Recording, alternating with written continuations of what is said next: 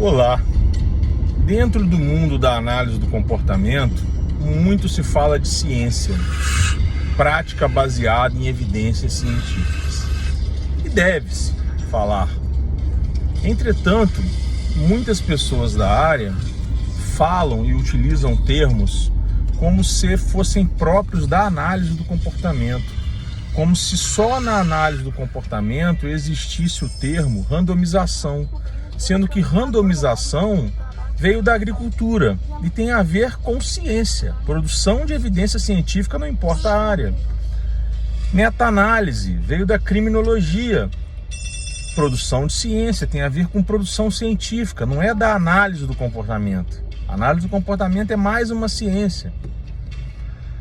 Coleta de dados, gráficos, tem a ver com a estatística, e a análise do comportamento fica se apropriando como se fosse exclusiva. Vejam, eu sou analista do comportamento, estudo a análise do comportamento, não a fundo científico, porque não tenho interesse em produção de ciência em nenhuma área, tenho interesse em conhecer a ciência e popularizar, e utilizar a ciência, mas não em produzir. Embora seja mestre, tenha cursado doutorado, enfim, não vem ao caso. Não é sobre mim esse vídeo. A questão é, a produção de ciência utiliza termos, utiliza métodos, técnicas, formas de pesquisar, de produzir, multidisciplinares, interdisciplinares. Não é exclusividade da análise do comportamento. É isso que as pessoas têm que entender, que coletar dados, jogar nos gráficos, interpretar os gráficos, pode ser utilizados em diversas áreas.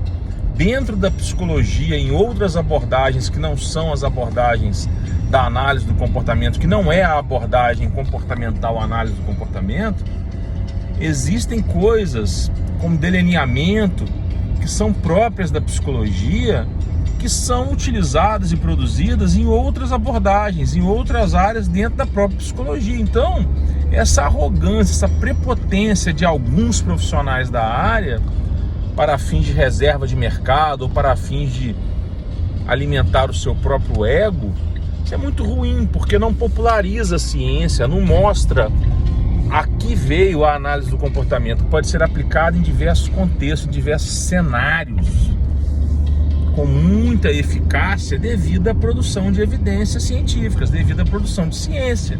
Mas produção de ciência essa utilizando técnicas de diversas outras áreas. E a produção de ciência no contexto do mundo do autismo, das terapias, pode acontecer em outras áreas, e acontece. Pode acontecer em outras abordagens, e acontece. E é isso que nós, que temos o compromisso com a ciência e com o autismo primeiro, e depois com a análise do comportamento, embora eu venda cursos de análise do comportamento, é que temos que defender e temos que nos incomodar com essa apropriação de alguns maus profissionais da ciência como se fosse exclusiva deles. Isso é muito ruim, isso é péssimo.